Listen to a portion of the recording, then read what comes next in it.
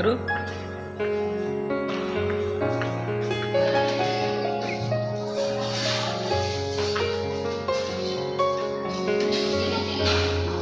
ये रखा है सामान। हाँ, तुम्हारा भोजन न बने, क्योंकि जीव ही तो जीव का भोजन है यहाँ। पर तुम जो इनमें से सबसे बुद्धिमान हो, इतना तो करो ही कि इनमें से किसी की भी नस्ल विलुप्त न होने पाए। नस्लें में से सबसे बुद्धिमान हो, इतना तो करो ही कि इनमें से किसी की भी नस्ल विलुप्त न होने पाए। तुम्हारी प्रगति की अंधी दौड़ के संजाल में फंस कर सब जीते रहें, मरते रहें, काम आते रहे तुम्हारे भी, पर ऐसे नहीं कि हमेशा के लिए समाप्ति हो जाए। जैसे समाप्त हो गए जुरासिक युग के डायनासोर। अपने इस पृथ्वी को बचाओ, इसे अपने आणविक और जैविक हथियारों से, युद्धों से और उनके जन्मदाता राष्ट्र राज्यों से, जनसंख्या विस्फोट से, अंतर प्रजाति संघर्षों से और सामूहिक आत्महत्या से। तो ये बचाने की जरूरत है।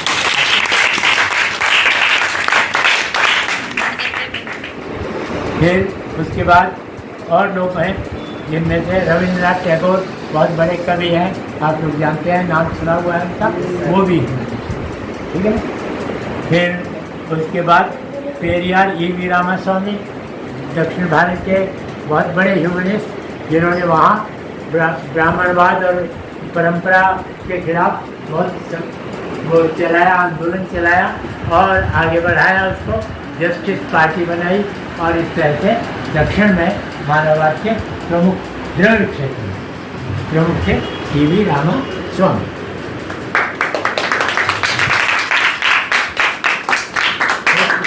अगले हम लोग नाम याद कर सकते हैं, भीमराव अम्बेडकर का। ये दलित परिवार से आए थे, महार थे, मतलब अछूत थे, तो इनके साथ बहुत अछूत जैसा व्यवहार किया गया। लेकिन एक महाराजा थे जिन्होंने इनको स्कॉलरशिप देके इंग्लैंड में पढ़ने को भेज दिया।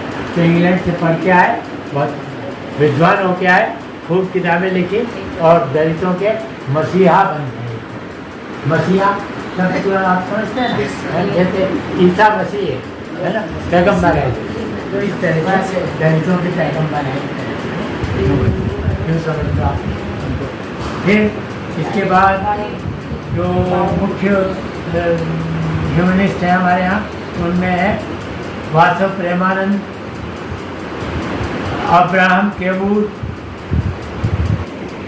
अच्छा बोरा जी, वहाँ विजयवाड़ा में इन्होंने एक नास्तिक केंद्र बनाया।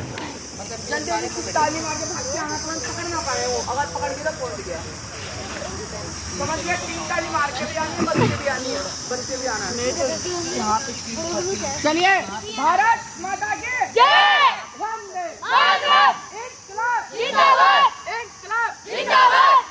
चलिए गेम स्टार्ट करेंगे। आइए काजी, आप में मुकाबले आपने सामने सामने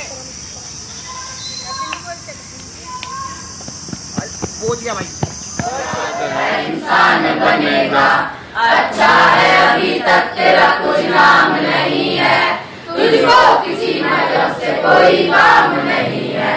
जिस इल्म ने इंसान को तकसीम किया है, उस इल्म का तुझ पर कोई इल्जाम नहीं है। तू बदले हुए वक्त की पहचान बनेगा, इंसान की औलाद है इंसान बनेगा। तू हिंदू बनेगा न मुसलमान बनेगा, इंसान की औलाद है इंसान बनेगा। कुदरत ने हर इंसान को इंसान बनाया, हमने उसे हिंदू या मुसलमान बनाया। कुदरत ने हो बख्शी की हमें एक ही धरती, हमने कहीं भारत कहीं ईरान बनाया। जो तोड़ दे हर बंद वो तूफान बनेगा, इंसान की औलाद है इंसान बनेगा। तू हिंदू बनेगा न मुसलमान बनेगा, इंसान की औलाद है इंसान बनेगा। नफरत जो सिखाए वो धर्म तेरा नहीं है, इंसान को दोनों दे वो कदम तेरा नहीं है। विज्ञान न हो जिसमें वो घर नहीं तेरा, इंसानियत न हो धर्म तेरा नहीं है। तू अमन का सुलह का अरमान बनेगा, इंसान की औलाद है इंसान बनेगा। तू हिंदू बनेगा न मुसलमान बनेगा, इंसान की औलाद है इंसान बनेगा। देखा किसी कैंपों में जाने का मेरा बहुत ही कम अवसर आया मुझे, और इस कैंप में इन्होंने मुझे बुलाया तो मुझे खुशी हुई कि भाई ठीक है, सार्थक होगा मेरा आना जाना, है ना।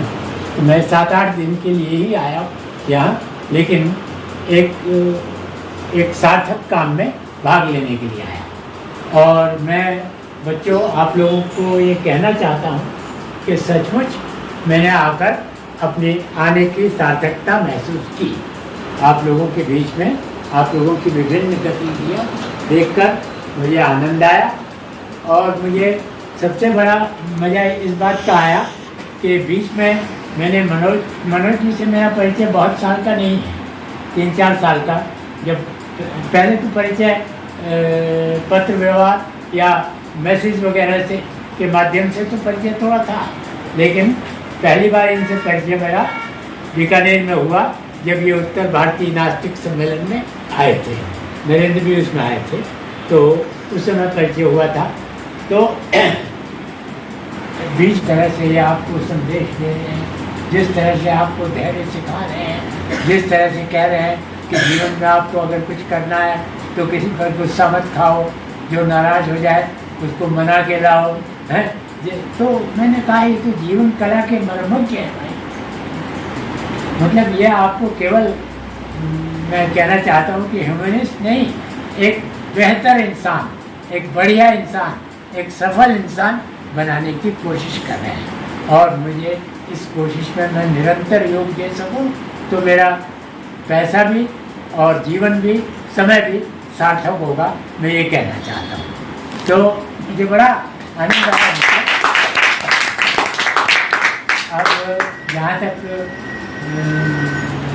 और क्या बात मैं कहना चाहता हूँ, हाँ, तुम लोगों की गतिविधियाँ मैंने देखें, और पहले दिन तो तुम लोगों की शाम को जो जिस तरह से तुम लोगों ने व्यवहार किया, मेरा मन खट्टा सा हुआ कि यार ये तो लड़के साधारण लड़के हैं, बिल्कुल जैसे साधारण स्कूली लड़के होते हैं उसी तरह रफ लड़के हैं। क्या खास बात है जो इनको ये चुन के ले आए हैं और इन पर इतना ताकत लगा रहे हैं, अपनी जेब से पैसा भी लगा रहे हैं।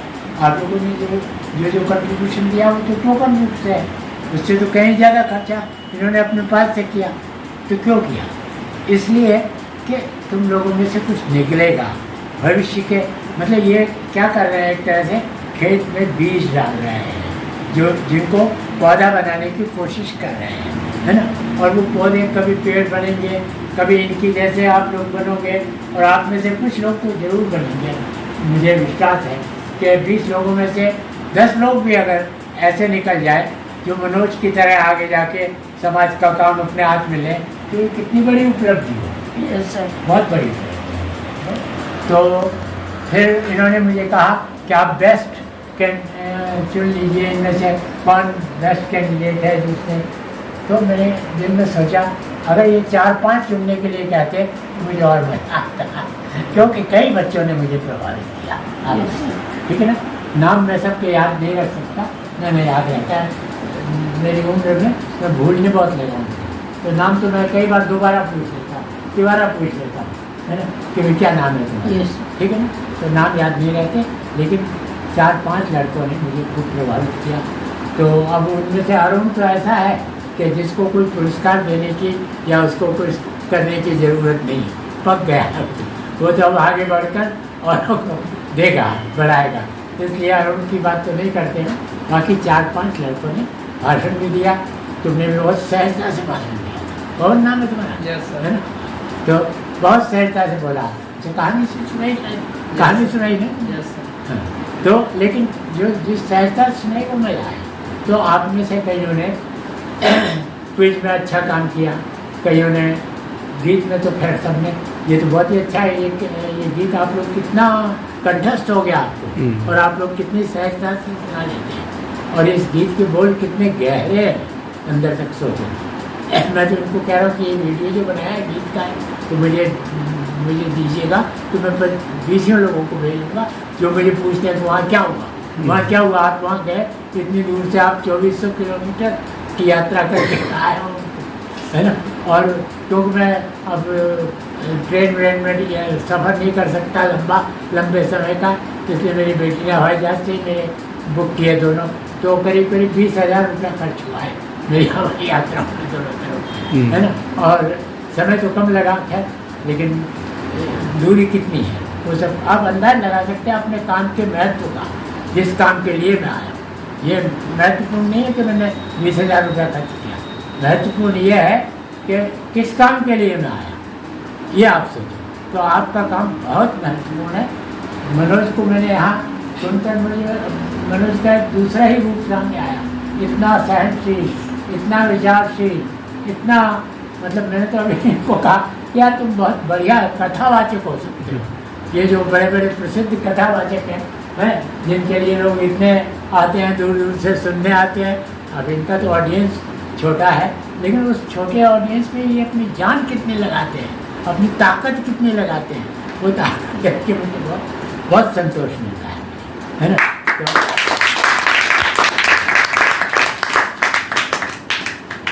तो मेरे ख्याल से इतनी बात। Best humanist. हाँ, अब बेस्ट ह्यूमनिस्ट को तो हमने सोचा ये है कि बेस्ट ह्यूमनिस्ट के रूप में आर्यन को चुना गया। आर्यन आइए बेटा, हाँ,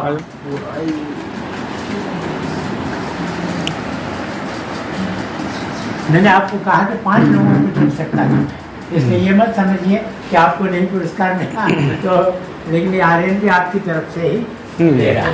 तो ये पुस्तक